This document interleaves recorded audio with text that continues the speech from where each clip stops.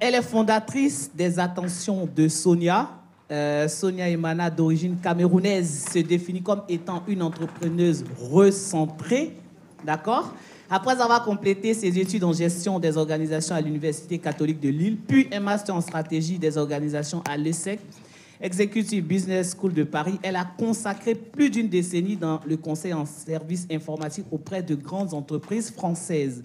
Guidée par une vision entrepreneuriale ardente, Sonia a créé il y a quelques années une entreprise de conciergerie privée. Bon, je pense que la connexion va se faire avec M. Keita. Cependant, c'est dans le domaine du conseil et du coaching en productivité personnelle ainsi qu'en gestion du temps qu'elle a finalement découvert sa véritable mission avec son cabinet de conseil Les Attentions de Sonia.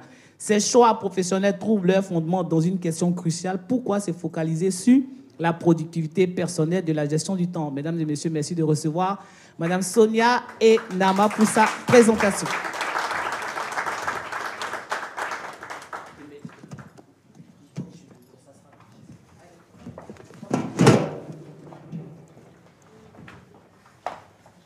Alors, bonjour à tous.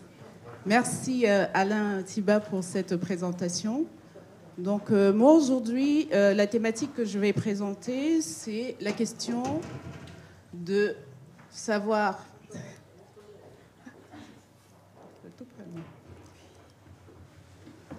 Oui. Entrepreneur, comment concilier vie professionnelle et vie personnelle? Alors, Alain a déjà fait une présentation de la personne que je suis.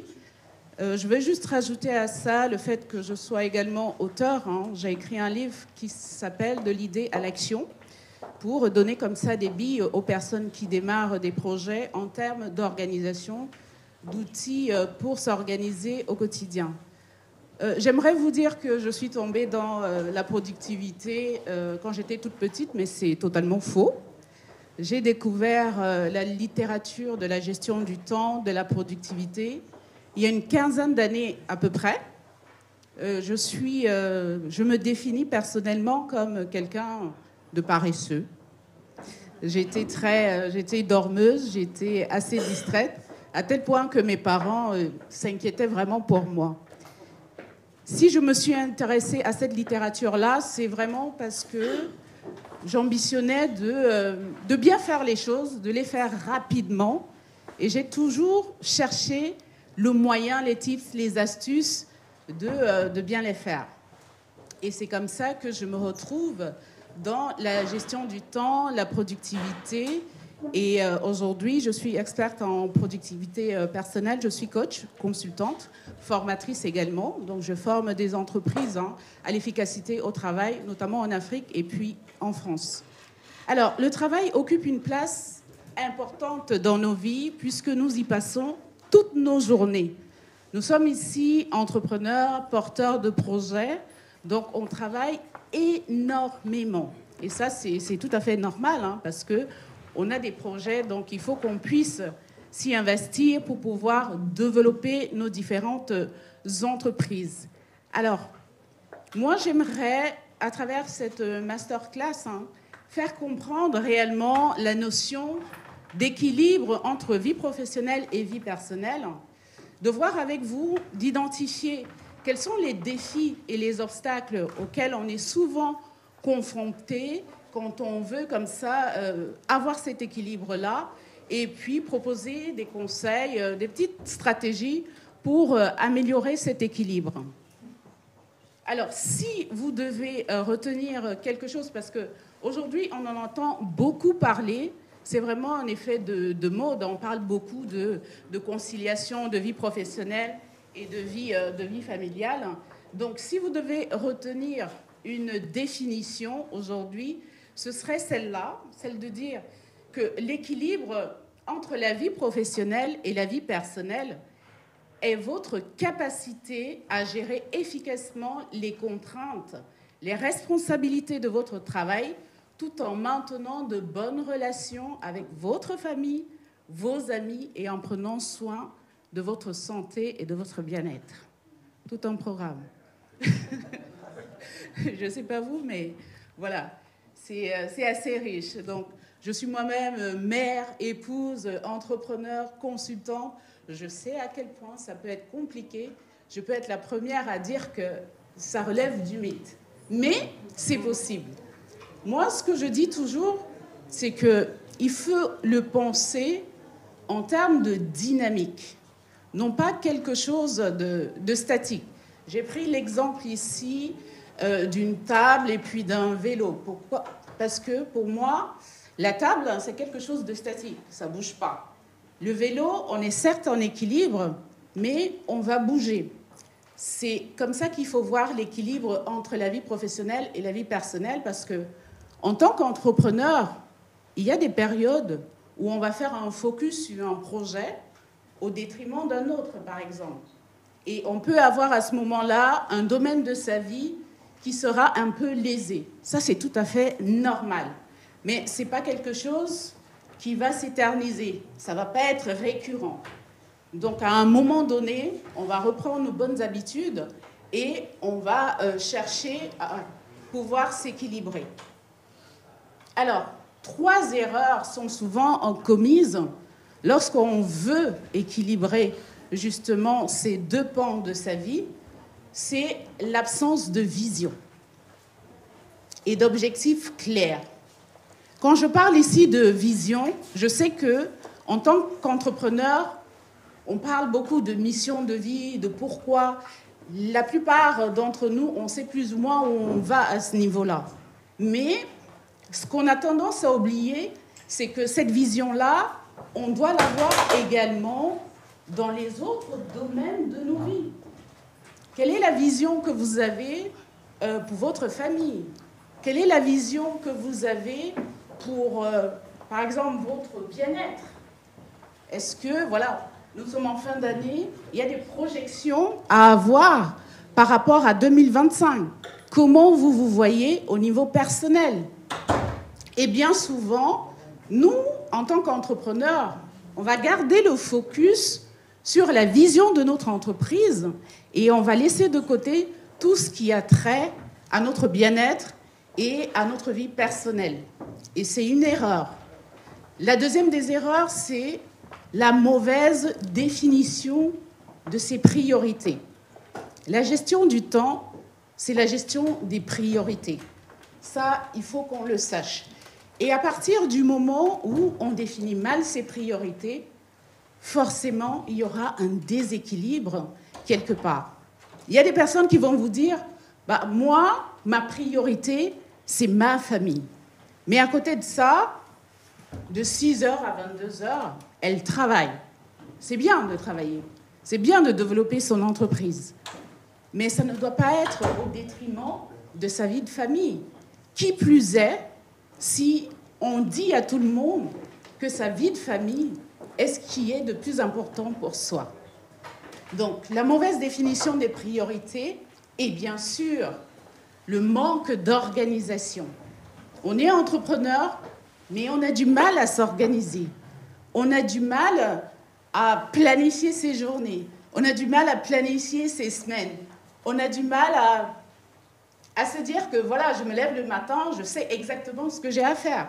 Beaucoup d'entrepreneurs, et notamment de jeunes entrepreneurs, vivent en mode pompier. Se lèvent le matin, ils savent qu'ils ont des choses à faire. Tout est urgence, en fait. Et quand on vit comme ça, évidemment, très vite, on sera submergé. Si on a une vie de famille à côté, si on veut avoir des loisirs, ça va être compliqué de pouvoir gérer tout ça. Donc, il est vraiment important de définir ses priorités et de mieux s'organiser. Alors, les obstacles aussi à l'équilibre vie professionnelle et vie familiale sont la mauvaise connaissance de soi. On en a parlé tout à l'heure, je pense que c'est M. Keita qui en a parlé. Il faut apprendre à se connaître. C'est valable dans tous les domaines. L'organisation aussi n'y coupe pas. Pourquoi? Parce que chacun de nous, on a un mode de fonctionnement différent. Je suis sûre que dans la salle, il y a des personnes qui sont beaucoup plus efficaces en soirée. Il y a des personnes qui vont être plus efficaces tôt le matin.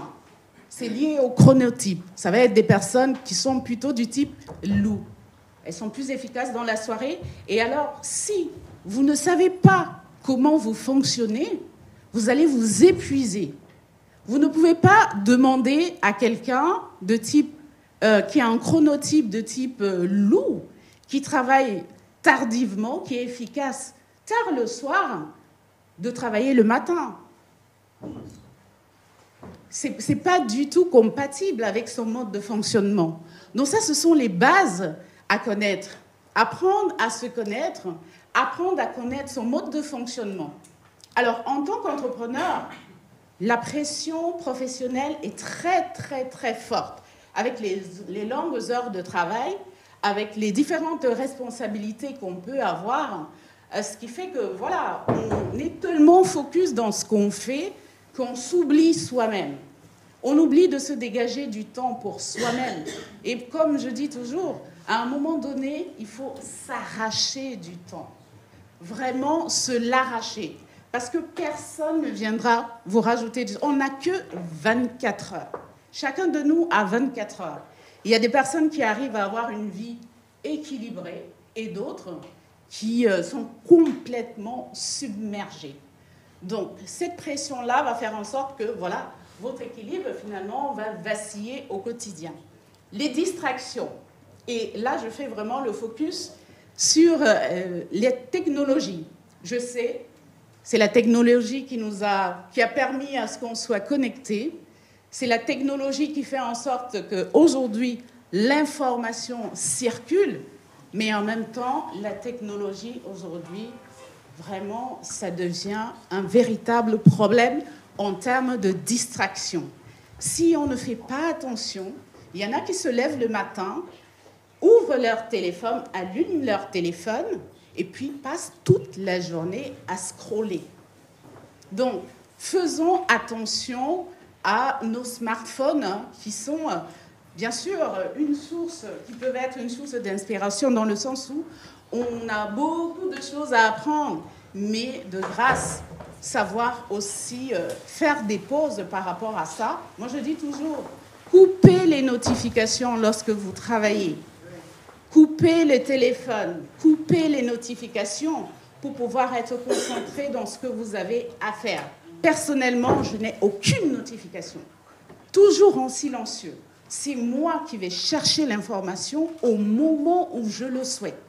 On ne doit pas m'imposer une information parce que sinon, on n'y arrive pas.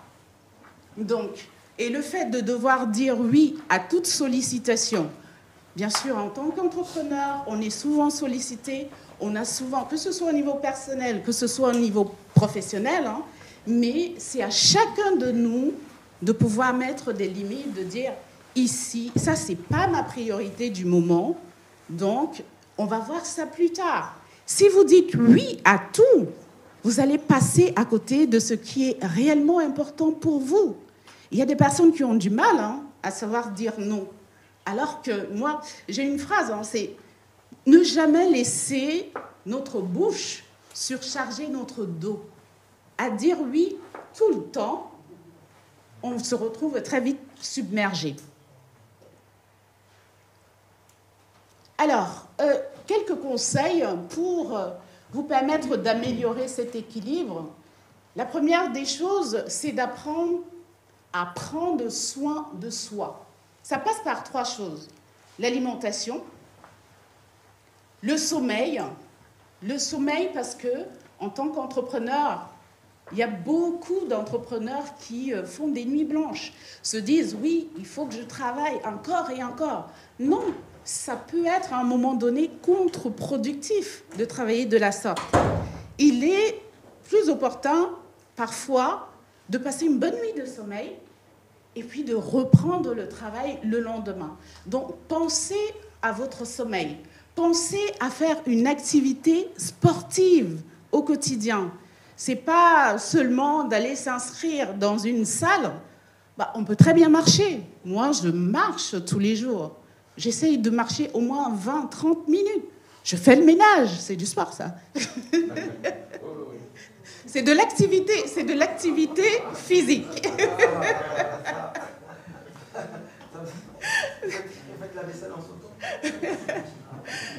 Donc, ensuite, mieux gérer son temps en termes de priorisation, j'en ai parlé, de planification, de délégation. Délégation ici, si vous avez un environnement aidant pour la famille, ok. Délégation aussi dans le sens, en tant qu'entrepreneur, il y a des choses qui peuvent être automatisées. Donc, il y a des experts là-dessus, donc je ne vais pas m'éterniser là-dessus. Ensuite, prendre du temps de qualité avec ses proches. Quand on peut, c'est important. Parce que finalement, c'est ça qui nous permet de nous ressourcer et de repartir à chaque fois sur de bonnes bases. Savoir dire non. Je l'ai déjà dit. Apprenez à dire non quand ça ne vous convient pas. Apprenez à dire non quand vous vous trouvez déjà trop surchargé. Parce que sinon, après, vous n'y arriverez pas. Et bien souvent, on se retrouve avec des entrepreneurs qui, voilà, le burn-out, on sait ce que c'est aujourd'hui. Et c'est déjà reconnu comme une maladie professionnelle par l'OMS.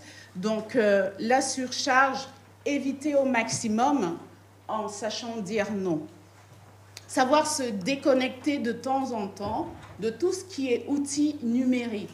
Je suis sûre que de temps en temps, si vous mettez vos ordinateurs, vous mettez votre portable, vous l'éteignez, vous le mettez de côté, juste histoire de vous aérer un peu, ça ne fera pas tomber votre business. Prendre des vacances également, quand c'est possible. Je sais que ce n'est pas toujours le cas, et notamment quand on est en démarrage. Bien souvent, on se met à fond, on travaille, on cherche de l'argent justement pour pouvoir s'offrir de belles vacances. Mais quand c'est possible, n'hésitez vraiment pas à le faire.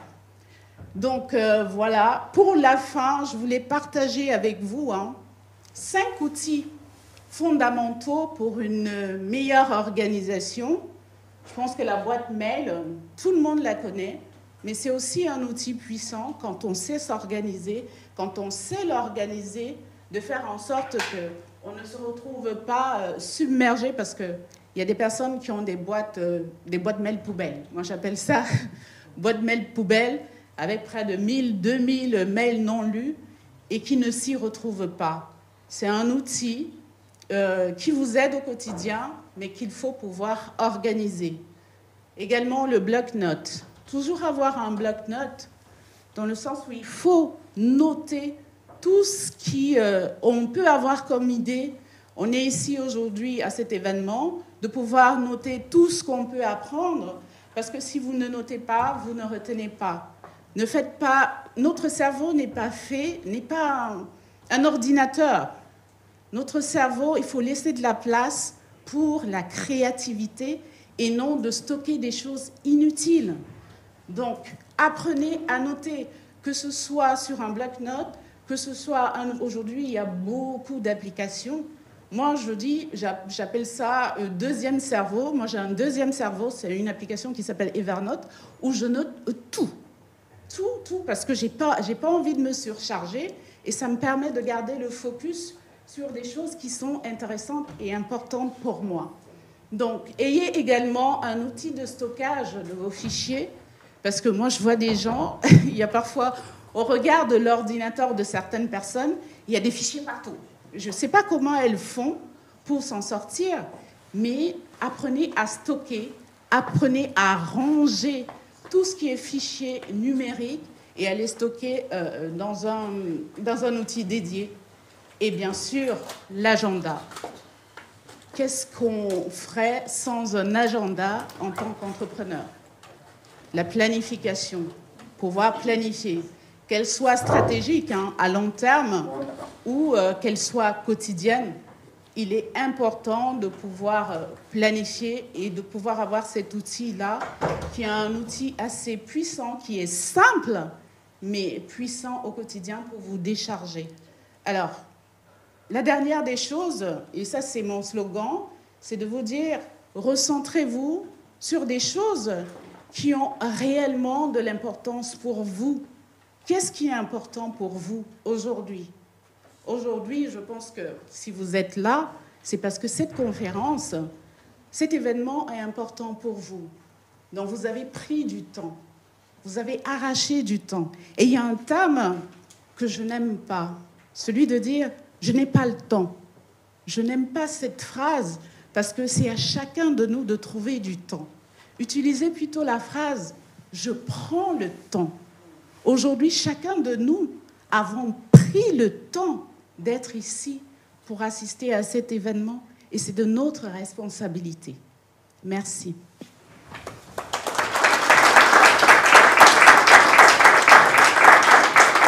Merci beaucoup à Sonia.